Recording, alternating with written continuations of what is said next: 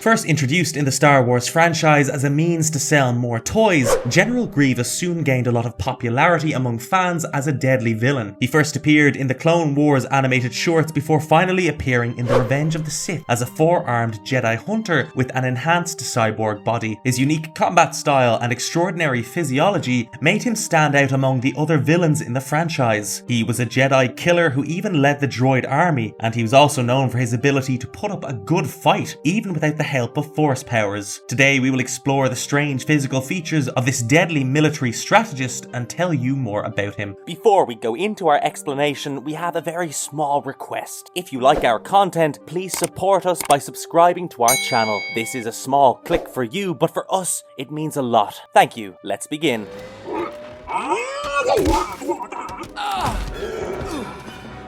What species does General Grievous belong to? General Grievous originally belonged to the planet Kali, which was known to be the birthplace of many fearless Kalish warriors. They were known for their skills and expertise on the battlefield and their strong dedication towards their tribes. They were reptilian creatures and they were known to often engage in fights with other tribes, as this practice made up for a considerable part of their culture. General Grievous had quite a unique physiology, primarily due to his Kalish origins, and he had two opposing thumbs and feet that were equipped with sharp claws that helped him navigate his way through rough terrain. He also had flammable insides, and his entire body once caught fire when Obi-Wan aimed a shot at his exposed chest. He also had superior eyesight and various other unique features typical of Kalish warriors, and we will explore them in detail later.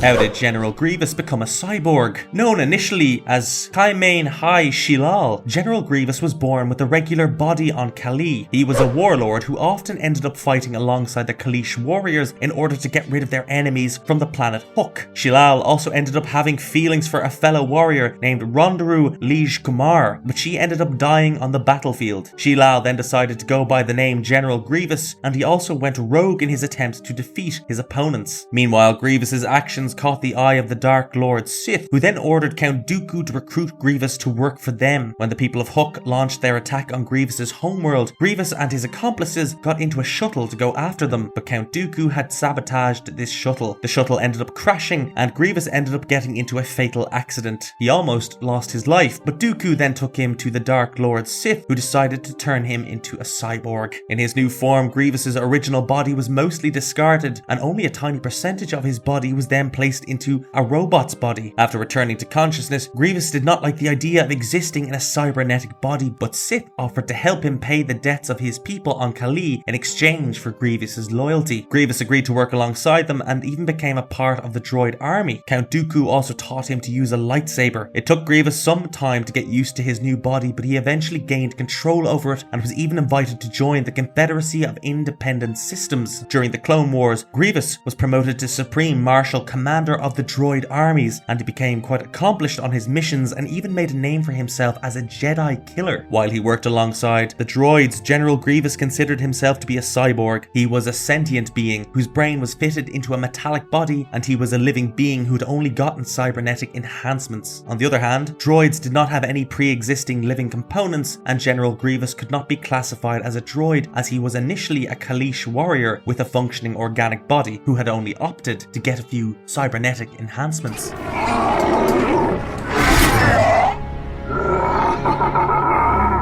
What does his face look like without the mask? As a part of the droid army, General Grievous's physique was a blend of robotic limbs and organic features, and it was pretty difficult to figure out what he actually looked like beneath the mask. He was usually known for his metallic facial mask, but his actual face was revealed in Star Wars Age of the Republic, General Grievous comics. In this story arc, Grievous ended up traveling to the Force anomaly at the center of a temple. After entering the Force realm, fans got a glimpse at his natural face, which was typical of all Kalish warriors. His actual face was not too scary, and he appeared as a regular being. While most of his features, such as eyes, nose, and mouth, were relatively normal, Grievous's jaw tapered into 4 sharp claws and gave him quite an unusual appearance overall.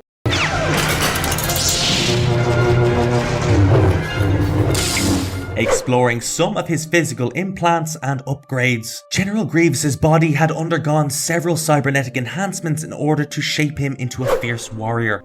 bodily upgrades. He had enhanced vision, as well as the ability to split his limbs in order to disfigure his body and take his opponents by surprise. His wrist was also equipped with a grappling line that allowed him to navigate through any uncharted terrain. His body was programmed with the help of Geonosian technology, which allowed him to adapt to any situation, and he also had been exposed to brain augmentation that amplified his negative emotions. In this new form, General Grievous had 2 arms with 6 fingers, and both his arms could further split and allow him to hold up to 4 lightsabers at once. He was quite known for attacking his opponents with 4 lightsabers at once, and he was specially trained to wield lightsabers by Count Dooku. His hands could also spin 360 degrees, and his legs were fitted with repulsor lifts that allowed him to jump large distances. He had gained enhanced cognitive abilities that allowed him to interpret his opponent's attack style and subsequently to decide on a strategy to defeat them. He had also Duracord tendrils secreted into his arms that allowed him to electrocute his opponents and then capture them in a stun net. Implants and other enhancements. While Grievous was not a big fan of droids, he had nothing against cybernetic implants. He would gladly opt for various upgrades that would boost his powers and abilities, and he had undergone so many different upgrades that he was undoubtedly 10 times more powerful than any other Kaleesh warrior. In fact, his entire body was replaced with mechanical parts created out of the duranium alloy that could withstand blaster shots or any attacks by lightsaber. Jedi! Did he like his new body? While his new body made him feel quite powerful, General Grievous was actually not a fan of his enhanced body. He even felt insulted when Count Dooku appointed him as the supreme commander of the droid armies, and he would initially get quite worked up whenever someone perceived him as a droid. In fact, he even went into a rage and slaughtered every single Magna Guard who worked with him, and then declared that he was not a droid. However, Count Dooku continuously categorized him as a droid, and General Grievous thus went to great lengths to display his Kaleesh heritage and establish his identity. At one point, he started wearing masks and cloaks resembling the Kaleesh warriors and ordered his Magna Guards to do the same.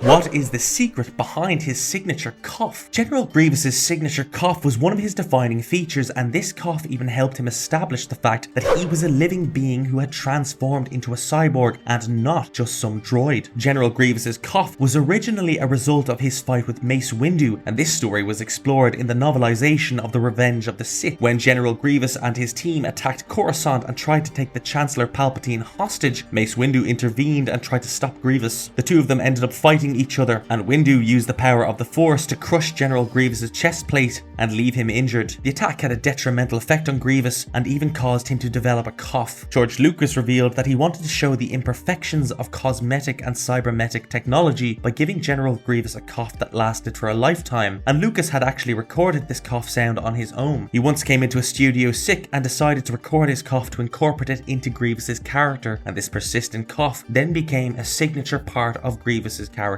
However, the 2008 Clone Wars series had a different explanation for the cough, and Grievous did not develop it due to some fight. Instead, his character was shown to have always had a cough, and it was stated that this was just a byproduct of the lifetime support machine fitted onto his cybernetic body. In the current Star Wars canon, Grievous developed a cough after he underwent the transformation that turned him into a cyborg. Most of his body parts were discarded during the procedure, while some were still retained. Though Grievous's lungs were still a part of his new body, they experienced some irritation due to the cybernetic implants, and then caused him to develop a cough for the rest of his life.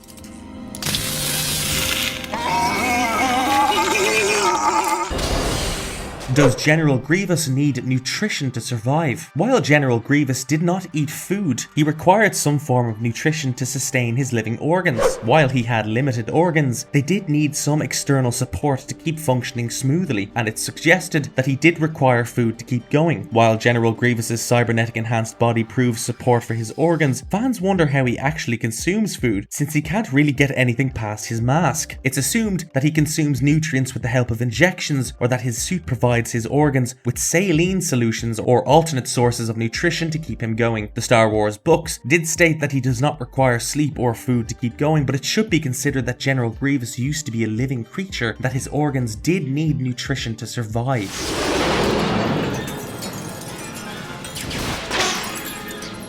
How is he able to survive in space? General Grievous was essentially a cyborg who had undergone numerous enhancements to create an outer body that could withstand even the most extreme conditions. According to this logic, his cyborg body could bear to exist even when exposed to the freezing temperatures and unshielded radiation of space. His body was protected with armor plates and nearly all his organs were absent from his body structure. He only had his original brain, eyes, and a tank that was filled with most of his necessary organs, and he only required tiny amounts of oxygen to survive in space. Moreover, his cyborg body was equipped with life support equipment that helped him sustain his organs, and he could survive in the vacuum of space for brief periods. While he could not live forever in space, his body was equipped to survive a few hours without suffering any damage.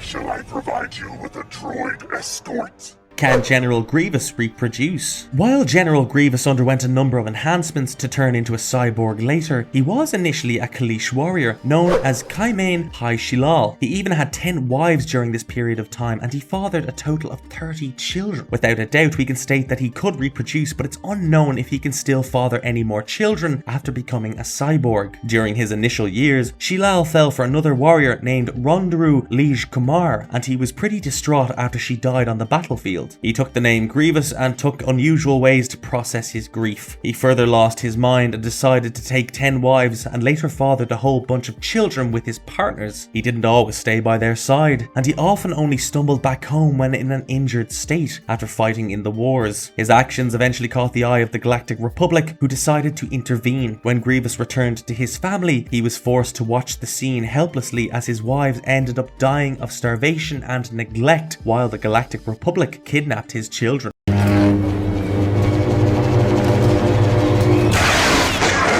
What would happen if Grievous fought Yoda? Fans have often wondered of how a fight between General Grievous and Yoda would turn out, and the general opinion is that Yoda would easily defeat Grievous. Since Yoda is one of the most powerful beings in the Star Wars universe who can use the Force, he would really have no trouble knocking Grievous out. Even if Yoda did not harness the powers of Force, General Grievous's abilities don't stand a chance against Yoda's physical abilities and dueling skills. Moreover, Grievous has once been easily defeated by Count Dooku, and we have seen that Yoda had no difficulty in defeating Dooku. Through this association, we can further confirm that General Grievous would likely have a tough time facing Yoda.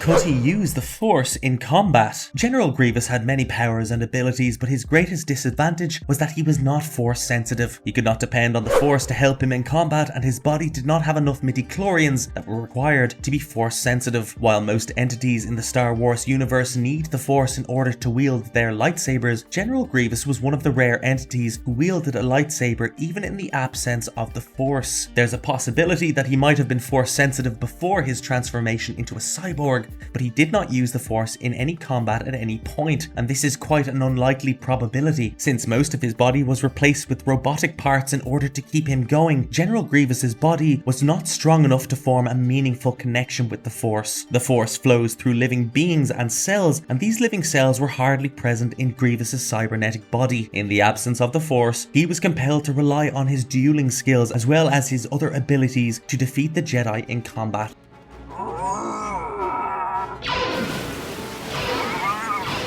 How did General Grievous die? At the end of the Clone Wars, Count Dooku was finally defeated by Anakin Skywalker, and Darth Sidious soon decided that there was no need for General Grievous to work for him. Jedi Obi-Wan Kenobi was then handed the responsibility of tracing General Grievous and getting rid of him once and for all. Obi-Wan was asked to travel to Utapua, where General Grievous was rumored to be hiding. Obi-Wan located General Grievous, and the two of them engaged in a fight across Pow City. While Obi-Wan almost overpowered Grievous, the Jedi killer used his TSMEU-6 personal wheel bike to escape while Obi-Wan followed him. They finally ended up at General Grievous's private landing pad where a ship was waiting to take him away. Obi-Wan got his hands on General Grievous before his ship could escape and even slashed his chest plate open. When General Grievous noticed that his chest plate and organ sac were exposed, he tried to get rid of Obi-Wan quickly and even threw him off the raised platform. However, Obi-Wan maintained his balance by holding onto the ledge and then decided to use the Force to summon General Grievous's famous blaster weapon. The blaster was quite a deadly weapon that could even incinerate a person's heart, and Obi-Wan went ahead and shot General Grievous 5 times with the blaster. Grievous's exposed chest plate was then incinerated due to the blast, and all his functioning organs gave up finally, as General Grievous eventually faced his death at the hands of Obi-Wan.